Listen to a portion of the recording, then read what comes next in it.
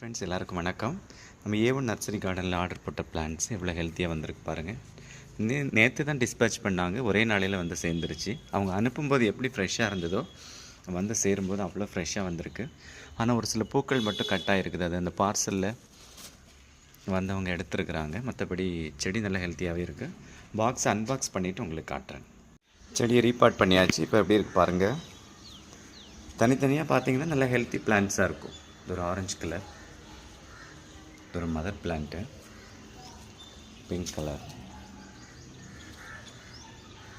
இது ஒரு dark pink. எவ்வளோ பட்ஸ் இருக்குது பாருங்கள் ஒரு ஸ்டெம்பில்.